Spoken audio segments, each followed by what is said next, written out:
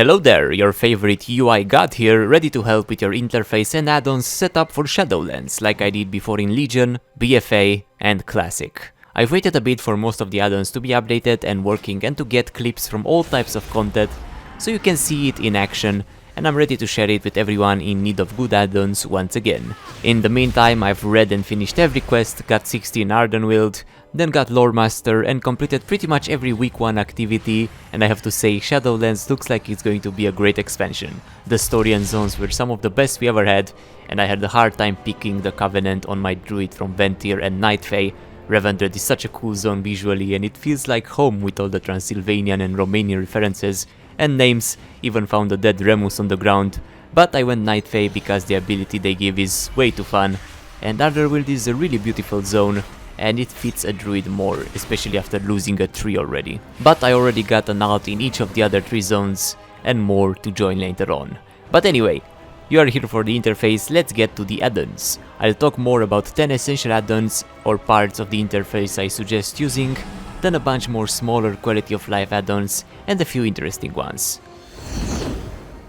I changed it a bit since my BFA video, quite a lot of new add-ons, additions, some replacements and some big changes I made to LUI that is still my core UI add-on that changes most of it. Still customized it a lot, so the game doesn't look completely different and it won't interfere so much with your interface like LVUI for example. I like that one too, tried making it a more minimalistic look, but I still prefer the combination of LUI plus a bunch of other add-ons. So if you want an overhaul for many of the things you use, my first add-on recommendation is LUI, but with a lot of changes so it's not too clustered. I will have at the end of the video a setup guide so you can follow, as well as show you all my settings. The hardest part to set up are the unit frames. Luckily you can just import my settings inside and they will look like this. I think the LUI unit frames are the best looking out of all the add-ons that deal with that, and unit frames are probably the most important component of the interface.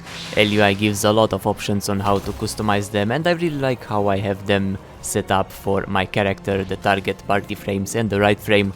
The closest standalone I think would be shadowed unit frames if you don't want to use LUI. I'll have an archive with all my add-ons that you can download and try to include some profiles as well. If you can use my 2 profile, you'll have the exact setup and won't have to tackle each part of the interface one by one. The main change I did since BFA is that I got rid of the top orb since I was only mostly using it to toggle the damage meters anyway, and now I just use a button to toggle them like I did in Classic and freed up my top part of the screen. Next up, DBM, Deadly Boss Mods. Everyone has to have this add-on for dungeons and raids, especially now when no one knows the tactics like at the start of every expansion. It will basically just tell you what to do, when to do it and where to stand, as well as show you the timers for the abilities of the boss you are fighting, and also store your total fights, wipes and kills for every dungeon and raid boss you face.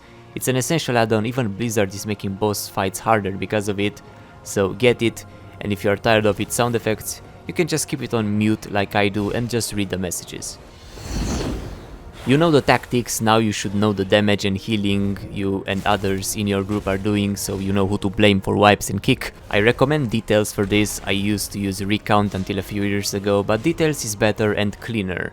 You can pop up multiple trackers. I like to keep one for damage and one for healing, and I toggle them on with the button macro of /details toggle, since I mostly just keep them up during dungeons and raids and PvP. You can check a lot of details about fight encounters and what everyone is doing and where their damage is coming from, so it's a really useful add-on to have.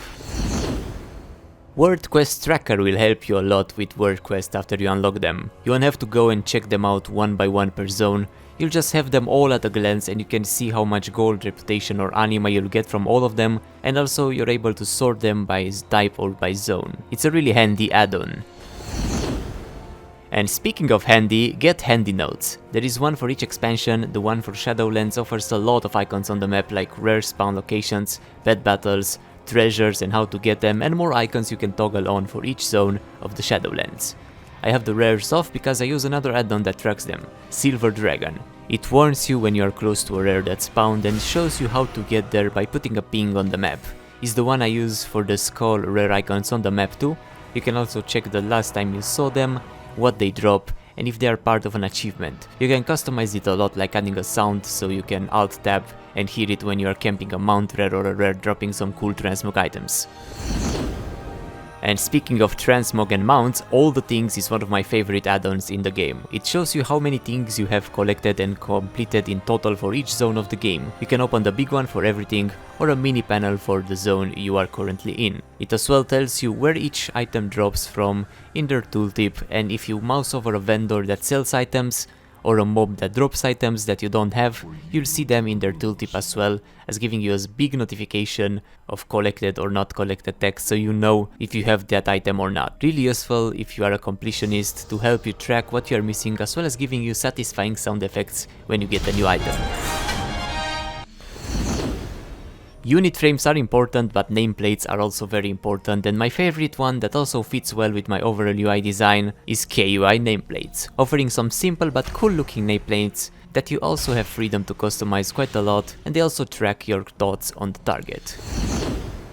Two important add-ons that come hand in hand that help you with the map are Mapster and TomTom. Mapster lets you customize the map more, like its size, you can add player and mouse coordinates, and you can clear the fog so you can see the entire map even if you haven't explored it yet with your current character. TomTom is also map related. It lets you see waypoints that you can give by writing the coordinates in chat, /way 5050 for example, and you'll have a dot on the map and the waypoint arrow showing you the direction to get there. Next up, I would recommend something for your bags. If you don't want to use LUI, get something like One Bag Tree that turns all your bag into one and gives them a border based on their rarity, as well as a search function. This is very useful for your bags as well as banks and reagents tabs. LUI also has a cool function that lets you auto sell all the junk and the stack and sort option that I use for the bank. And finally, another important part are your action bars. LUI has this integrated. It's better to just move them around how you like and to have as many as you want. I like to have 3 in the middle and 1 on the right that I can pop in and out. Plus, it's super simple to add key bindings. Just type /KB, hover over the buttons and press the key you want to give to that button. If you don't want LUI, get something like Bartender or Dominos. Apart from that, LUI takes care of most parts like the chat, the minimap, cast bar, tooltips and XP bar. Next up, I'll go over a few more add-ons that are not really essential but cool to have. Azeroth Autopilot is good for leveling if you want to speedrun it. I don't recommend it if it's your first character or the first time you are doing a zone, since it will skip the quest text and cutscenes and always keep you on rails by telling you where to go and what to do. But it can be good for alts if you want to level them as fast as possible. Adventure Guide Lockouts adds instant status indicators to the adventure guide, showing you what you've cleared this week on what difficulty, easier to see than going to the right tab. Altoholic and Data Store show you your levels, gold and total playtime on all your characters at a glance. If you are playing a bunch of characters like me, it's nice to see how many days you've spent in the game. Auctionator is not really necessary anymore now that we have the reworked auction house, but it will give you a few more options in the auction house, like making lists or seeing your recent listings. But why I use it mostly is to see the auction house prices next to the vendor prices in the tooltip of items. Aurora is an add-on that reworks the skin of the menu and most interface related tabs, changing the old textures and buttons of them into something more modern. You can also use it for chat bubbles, making them a bit cleaner. Seriously Blizzard, they changed the buttons and menus in the main menu, but you still see the pixels on those same red buttons in game. I like this cleaner look it provides, though it may take a bit to get used to. The only part I didn't like is the achievements tab, but I got another add-on that helps me with that, and I'll show you later. Better Wardrobes shows you more transmog sets with a tab of extra sets you can have, and a tab of your saved ones, as well as bigger dressing room with more options to it. I don't use its tooltip function since All the Things already does that for me, but it has a cool option that lets you preview items by holding a key without needing to control click them. Broker MoneyFu shows you how much gold you have across all your characters on a server. Errorfilter gets rid of annoying interface error messages. Gladius is useful for arenas to better see the unit frames of the enemies and their trinkets and CC timers. Instance Portals displays the entrances for every dungeon and raid on your map. Killtrack shows you how many times you killed a mob. You can enable it to show in the tooltip as well, or check the full list of kills.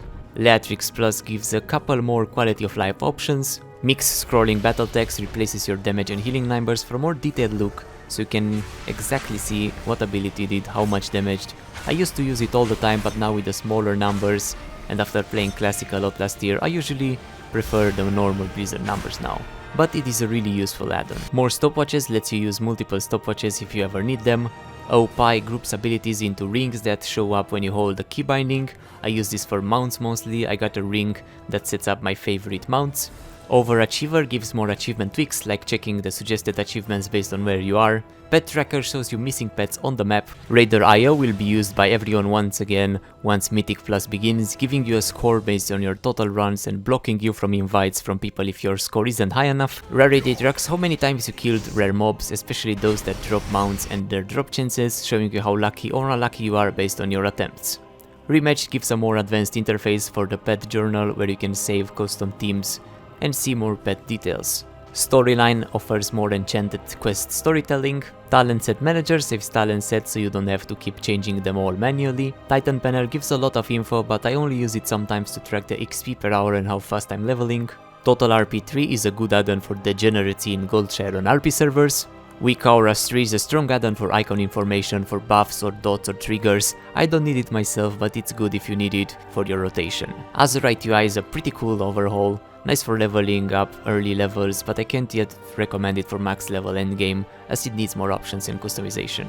DejaCharacterStats gives you more character stats in your character panel and lets you check what you want to keep or not. And Narcissus is a pretty cool ego boosting studio add-on with quite a lot of options, and it also has an improved barbershop that lets you save some appearances like transmogs, and also has its nice achievements interface that I think looks cleaner than the default one and gives you a bit more options, like a link to Wowhead for each of them, and sorting them to have the incompleted ones at the top. And that's basically every add-on that I use. I've been playing WoW for 10,000 years and tried hundreds of add-ons, but I still think this setup is the simplest and cleanest. Plus LUI 4 will come out eventually, offer more upgrades and improvements to it. So I know LUI is more popular, but I like LUI more. Now check out this setup if you can't directly import my entire LUI setup to see how to make it look like mine. Just copy my unit frames at least, since those take ages to set up manually. And then I'll show you my settings on my druid. Hopefully Shadowlands holds up its quality and will end up a great expansion after how BFA was. If it's as good as Legion, that will be great. I really like Torghast and the zones are gorgeous, and I'll do all 4 Covenant campaigns once I level my Adorals to 62. But I've done most activities, apart from the raid that is not out yet, so I'm ready for the true endgame of WoW, that is mount farming. But thanks for watching, leave a like if you found any new add-on that you didn't know about and you'll use it, or if you'll use my entire interface, subscribe because I got plans to do more WoW videos. I don't make too many, even if it's the game I played the most by far, as you can see from my over 273 days played on Altoholic, and I played on private servers before Cataclysm, though the majority of that time is half AFK farming mounts and achievements probably. I hope this video was helpful, and I will see you soon. Bye bye.